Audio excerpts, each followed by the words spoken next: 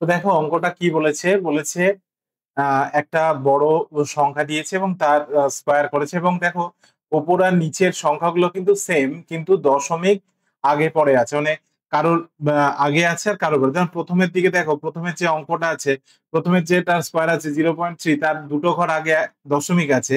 আর এখানে দেখো কি আছে, তিনটে ঘর আগে দশমিক আছে, তাই না?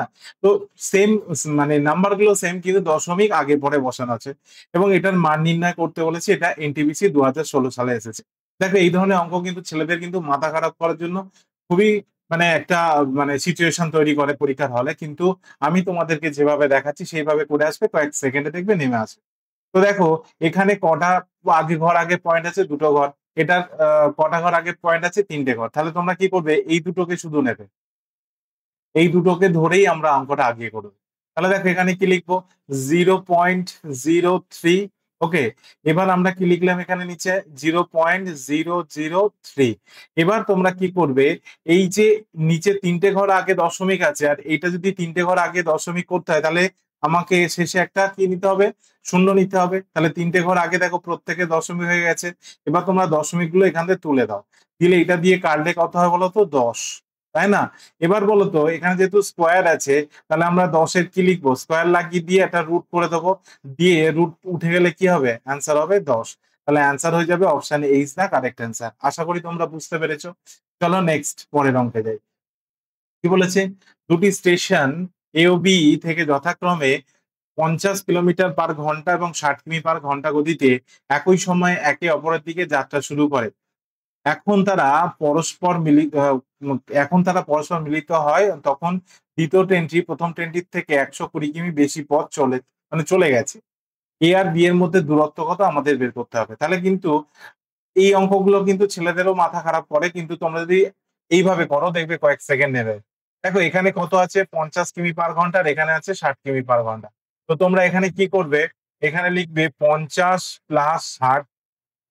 ওকে, আর এই দুটো মাইনাস করে লিখে দাও। আর যতটা আগিয়ে চলে গেছে সেটা ইনটু দিয়ে গুণ করে দাও। ওকে, এবার কাটাকুটি করো, করলে কিন্তু আমাদের অ্যান্সার বেরিয়ে আসবে। তাহলে দেখো শূন্য দিয়ে এটা কাটো, শূন্য শূন্য কেটে গেল। তাহলে আমি এখানে কি পাচ্ছি, 110 × 12। তাহলে এটা যদি গুণ করো তাহলে কত হবে দেখো, 1320। তাহলে আমাদের অপশন হয়ে যাবে option C is the correct answer. আশা করি বুঝতে পেরেছো। চলো নেক্সট অঙ্কটা কি বলেছে, রুমা 1 ঘন্টায় 30টা পৃষ্ঠা এবং নীরা 1 ঘন্টায় 40টা পৃষ্ঠা পড়তে পারে। যদি রুমা 2:30-এ একটি উপন্যাস পড়া শুরু করে এবং নীরা ওই একই উপন্যাস 3:20-তে পড়া শুরু করে, তবে কটার সময় তারা দুইজনে একই পৃষ্ঠা পড়বে? ঠিক আছে, তাহলে রুমা 1 ঘন্টায় কত পৃষ্ঠা পড়েছিল, 30 পৃষ্ঠা। আর নীরা 1 ঘন্টায় কত পৃষ্ঠা পড়েছিল, 40 পৃষ্ঠা। দেখো রুমা কটার সময় শুরু করেছে, 2:30-এ। আর নীরা কটার সময় শুরু করেছে, 3:20-তে। তাহলে বলো তো ওদের মধ্যে সময়ের ডিফারেন্স কত, দেখো 50 মিনিটের ডিফারেন্স পাচ্ছি, তাই না? আর দুজনা কখন একই পৃষ্ঠা পড়বে সেটাই জানতে চেয়েছে। তো এর জন্য আমরা কি করব, এখানে কি করব, দুজন বলেছে, তাহলে 2 × 30 যে 40 আছে ওটা গুণ করে দাও, দিয়ে এটার ডিফারেন্স করে বসিয়ে দাও, ইন্টু দিয়ে দেখো ওরা 50 মিনিট ডিফারেন্সে শুরু করেছে না, তাহলে 50 মিনিট লেখো, এটাকে ঘন্টায় করার জন্য 60 দিয়ে ভাগ করে দাও। এবার তুমি কি করবে, এটাকে না কাটাকুটি করো। তাহলে দেখো এখান দিয়ে তুমি শূন্য শূন্য কাটো, এখান দিয়ে শূন্য কাটো, ঠিক আছে, 6 দিয়ে এটা কাটো, 5, ঠিক আছে না? তাহলে কত হচ্ছে বলো তো, 200 ঘন্টা। তাহলে এটাকে মিনিটে প্রকাশ করার জন্য কি করব, 60 দিয়ে ভাগ করে দেবো। তাহলে 60 দিয়ে ভাগ করো, শূন্য শূন্য কাটো। আচ্ছা এখানে দেখো 2 দিয়ে কাটলে হবে 10, এটা 2 দিয়ে কাটলে হবে 3। তাহলে 3-এর 10কে যদি ভাগ করো কত হবে, 3×1-3 ঘন্টা। তাহলে 3×1-3 ঘন্টা, এটাকে মিনিট করো 60 গুণ করে। তাহলে 3×20 = 60, মানে 3 ঘন্টা 20 মিনিট সময় নিয়েছিল তারা পড়তে, তাই না? তাহলে বলো, 2:30টার সময় শুরু হয়েছে, 2:50, 2:30-এ আমাদের রুমা শুরু করেছে, তার মানে আরো 3 ঘন্টা 20 মিনিটে তারা একই পৃষ্ঠা পড়েছে, মানে 3 ঘন্টা 20 মিনিট, তাই না? বলতো তাদের পড়া মানে একই পৃষ্ঠা পড়া কখন কমপ্লিট হয়েছে, না 5টা 50 মিনিটে তাদের কমপ্লিট হয়েছে। তাহলে অপশন বি হবে তোমাদের সঠিক অ্যান্সার। আশা করি বোঝাতে পেরেছি। নেক্সট পরের অঙ্কে যাই। দেখো এটা কি বলেছে, 7 এর পাওয়ার 23 প্লাস 7 এর পাওয়ার 24, 7 এর পাওয়ার 25 এবং 7 এর পাওয়ার 26 বাই 16 এর মান নির্ণয় করতে বলেছি। এটা WBCS মেন 2022 সালে এসেছিল। তাহলে দেখো এখান দিয়ে আমরা কি করব? এখান দিয়ে একটা জিনিস ভালো করে লক্ষ্য করো। আমরা এখান থেকে কি করব না? এই 7 এর পাওয়ার 23 টা তুমি কমন নিয়ে নাও। ওকে? তাহলে এখানে আমি কি লিখতে পারি? 1 প্লাস আচ্ছা বলো তো ৭ এর পাওয়ার ২৪ থেকে ১ পাওয়ার চলে গেলে ১ থাকে তাহলে ৭ থাকবে সেটাই। পাওয়ার ১ মানেই ৭। আচ্ছা এখানে ৭ এর পাওয়ার কত হয় বলো তো? ২। এখানে ৭ এর পাওয়ার কত হয় বলো তো? ৩। ওকে? দেখো এর নিচে বাই দিয়ে দাও। দিয়ে কত আছে? ১৬। আচ্ছা দেখো এইটা যদি তুমি করো তাহলে এখানে একটা জিনিস লক্ষ্য করো ৭ এর পাওয়ার ২৩ যেরকম আমরা রেখে দিই। ওকে? এবার আমরা কি করব দেখো এটাকে যদি আমরা ভেঙে ফেলি, ভিতরের সংখ্যাগুলো যদি লিখি তাহলে 1 প্লাস 7 প্লাস এখানে কি হবে বলতো 7 এর স্কয়ার মানে ৪৯ আর ৭ এর কিউব মানে ৩৪৩। তাই না? বাই ১৬। ওকে? তাহলে এবার তুমি এটাকে যোগ করে ফেলো। তাহলে কি পাবো? ৭ এর পাওয়ার হচ্ছে ২৩ ইনটু হবে তোমার দাঁড়াও এখানে একটু গায়ে লেখাটা হয়ে গেল। আমি এটা মুছে দিই। গায়ে লেখা হয়ে গেছে। চলো। তাহলে দেখো এখানে ৭ এর পাওয়ার কি পাচ্ছি? না ৭ এর পাওয়ার ২৩ যেরকম আছে রেখে দাও, ইনটু দিয়ে লেখো। তাহলে এ কটা যদি যোগ করো দেখো এটা যোগ করলে হবে ৪০০। ঠিক আছে? বাই ১৬। ১৬ দিয়ে যদি ৪০০ কাটো কত হবে? ২৫। তাহলে দেখো 7 টু দি পাওয়ার 23 ইনটু 25 অপশনে কি আছে? নেই। তাহলে আমরা কি করব? এখান দিয়ে 7 একটা কমিয়ে নেব। তাহলে নিয়ে কি করব? এখানে লিখব 7 to the power 22 into 7 into 25 তাই না? তার মানে বলতে পারি 7 টু দি পাওয়ার 22 ইনটু ১৭৫ হবে তোমাদের সঠিক অ্যান্সার।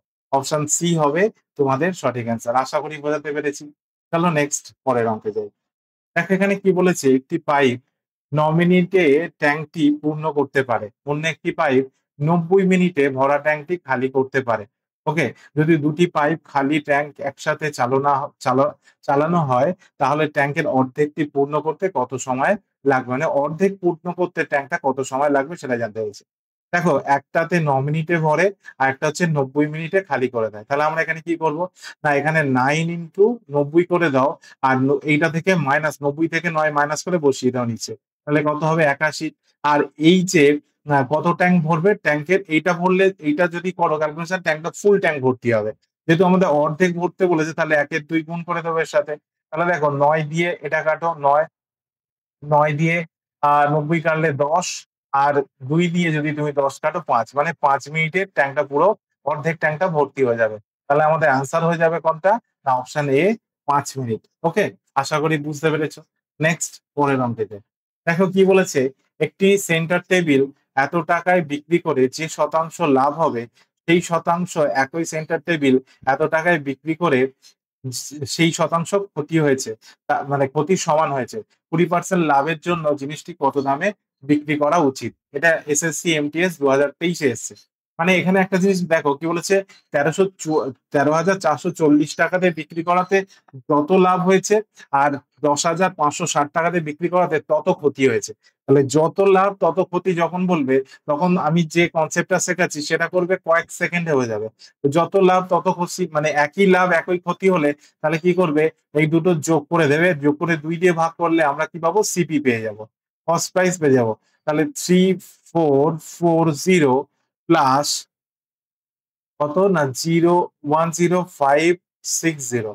তাহলে এইটা যদি তুমি যোগ করো কত আসবে দেখো? ২৪,০০০। এটাকে ২ দিয়ে ভাগ করে দাও। ২ দিয়ে ভাগ করলে আমরা যেটা পাবো সেটা হচ্ছে সিপি পাবো। তাহলে ২ দিয়ে ভাগ করলে কত পাবো? ১২,০০০। তাই না? তাহলে ১২,০০০ যেটা পেলাম আমরা সিপি। কিন্তু আমার তো এর বলেছে 20% লাভ কত হবে সেটাই বের করতে হবে। তাহলে 20% লাভ বের করার জন্য আমরা কি করব এখানে? এই 20% লাভটা বের করে নিলেই অ্যান্সার হয়ে যাবে। 20% লাভ মানে কি ১২০ বাই ১০০। তাহলে দেখো ০,০ এখান থেকে উড়িয়ে দাও। ঠিক আছে? তাহলে ১২ গুণ করলে কত হবে? ১৪৪ আর দুটো শূন্য। তাহলে ১৪,৪০০ হবে তোমাদের সঠিক অ্যান্সার। আশা করি বুঝতে পেরেছ। অপশন সি হবে তোমাদের সঠিক অ্যান্সার। নেক্সট পরের অঙ্কে যাই। দেখো এখানে কি বলেছে? যদি এর মানে সমান ২৬১ হয় তাহলে এর মানটা কত বের করতে হবে? দেখো এখানে পয়েন্টের খেলা আর কিচ্ছু নাই। পয়েন্টটা কিভাবে বসাবো দেখো ওইখানে যে নাম্বার গুলো আছে এখানেও সেম নাম্বার গুলো আছে কিন্তু পয়েন্ট এদিক ওদিক করে ঘোরানো আছে। তাহলে এখানে একটা জিনিস লক্ষ্য করো এখানে একটি জিনিস তোমরা ভালো করে লক্ষ্য করো যে এখানে আহ কত ঘর আগে পয়েন্ট আছে, এক ঘর আগে। আচ্ছা, এর আগে এর তো কোনো পয়েন্ট নেই, মানে এর শেষে পয়েন্ট আছে, তাই না? পয়েন্টের পরে জিরো আছে, তার মানে আমরা কি লিখতে পারি এখানে, 0 - 1 সমান সমান কি হবে, -1। ঠিক আছে, আর এখানে দেখো এর কত ঘর আগে পয়েন্ট আছে, একটা ঘর, দুটো ঘর। আর এরও দেখো একটা ঘর, দুটো ঘর, তাহলে কি 2 - 2 যদি করো তাহলে এখানে কি হবে, 0 হবে। এবার আমরা কি করব, এই যে জিরো পেলাম, এই জিরো থেকে -1 মাইনাস করে দাও, দিলে কি হবে, -1 হবে। তাহলে দেখো আমাদের সংখ্যাটা কত বলা ছিল, 261। তার মানে এর শেষে দশমিক ছিল। তাহলে এবার মাইনাস মানে কি, এদিকে যাবে মাইনাস পয়েন্টটা, মাইনাস মানে পয়েন্ট এদিকে বসবে। তাহলে পয়েন্টটা যদি ওদিকে বসে তাহলে সংখ্যাটা কি হবে বলতো, সংখ্যাটা হবে 26.1। তাহলে পয়েন্ট এক ঘর আগে যাবে যেহেতু -1 আছে, তাহলে আমাদের অ্যান্সার হয়ে যাবে কোনটা, না অপশন সি হবে তোমাদের সঠিক অ্যান্সার। আশা করি বোঝাতে পেরেছি। নেক্সট পরের অঙ্কে যায়। কি বলেছে দেখো, অরুণ তার আয়ের 10% সঞ্চয় করে, 1 বছর পরে তার আয় 20% বাড়ে, কিন্তু তিনি পূর্বের ন্যায় একই পরিমাণ টাকা সঞ্চয় করেন, তার খরচের বৃদ্ধির হার নির্ণয় করো।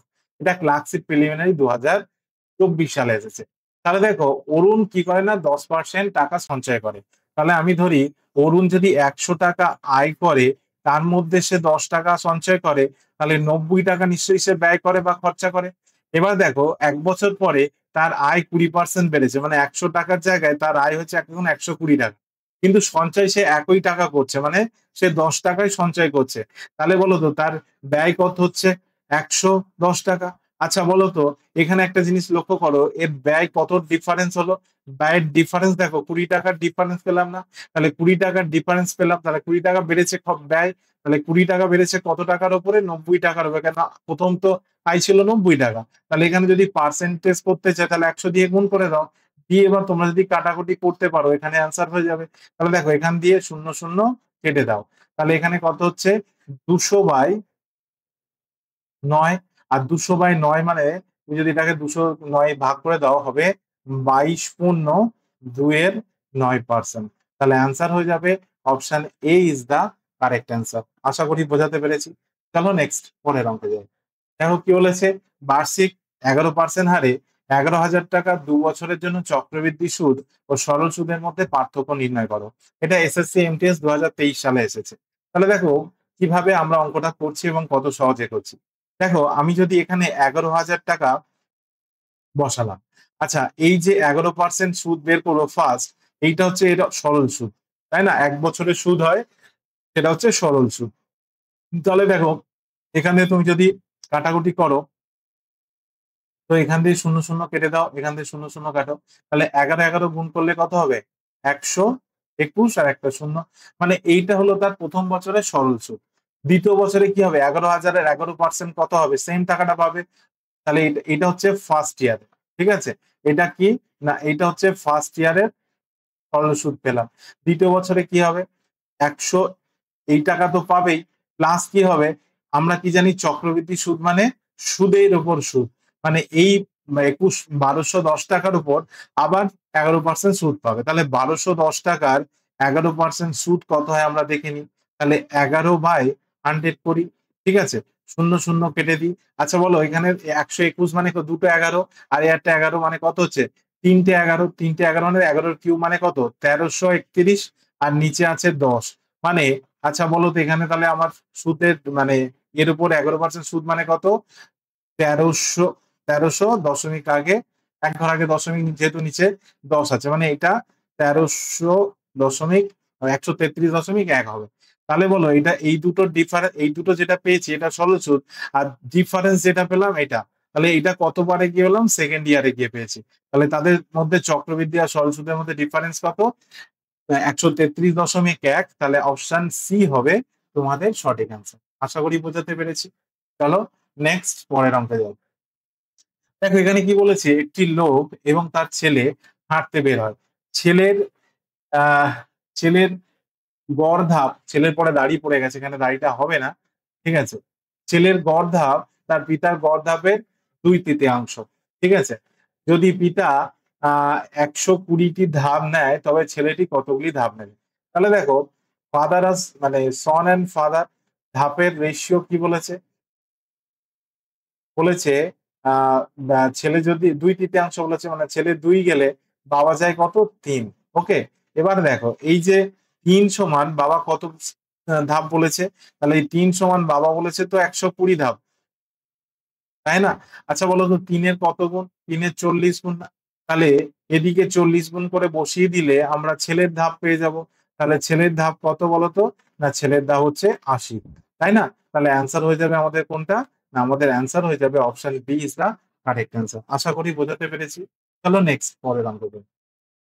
কি বলেছে দেখো, গিল একই দামে দুটি কুকুর বিক্রি করেছে। একটিতে সে 22% লাভ পায়, অন্যটিতে সে 22% ক্ষতি পায়, মানে ক্ষতি হয়। গিলের লাভ বা ক্ষতির শতাংশ কত? এটা এসএসসি জিডি 2025 এসেছে। দেখো লাভ আর ক্ষতি যখন তুমি দুটো করবে সবসময় অলওয়েজ ক্ষতি বেরোবে।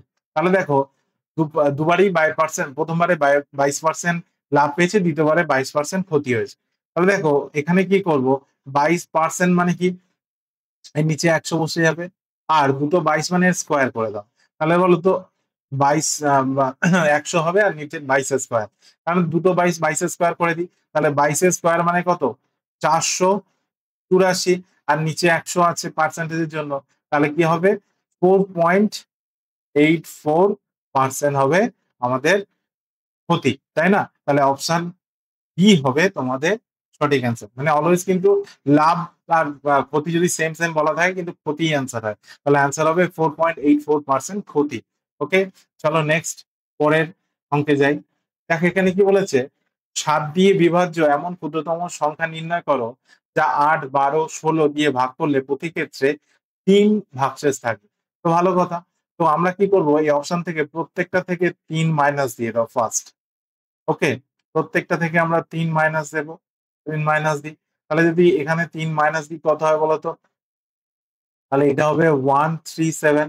আচ্ছা, এখানে দেখো এটা যদি আমরা 147 থেকে 3 মাইনাস দিই কত হবে? 144।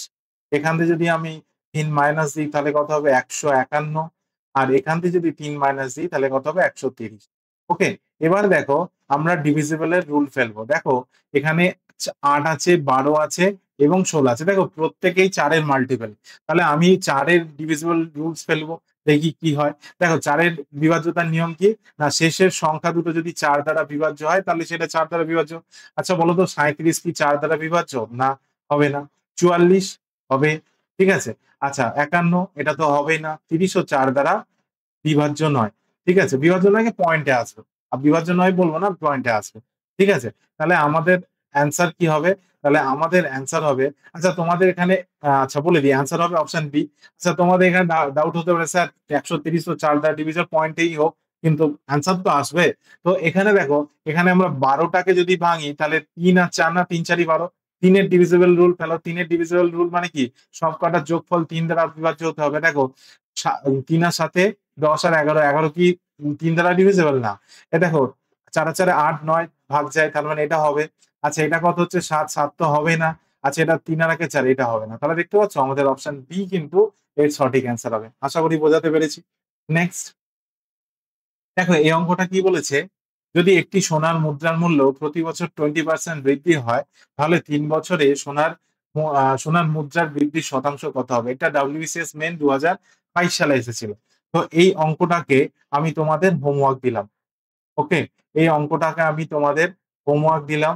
আশা করব তোমরা প্রত্যেকেই অঙ্কটা করবে, করে এর উত্তর আমাকে কমেন্ট বক্সে জানাবে। আমি দেখতে চাই তোমরা কতজন এর উত্তর ঠিকঠাক করতে পারছো। চলো নেক্সট।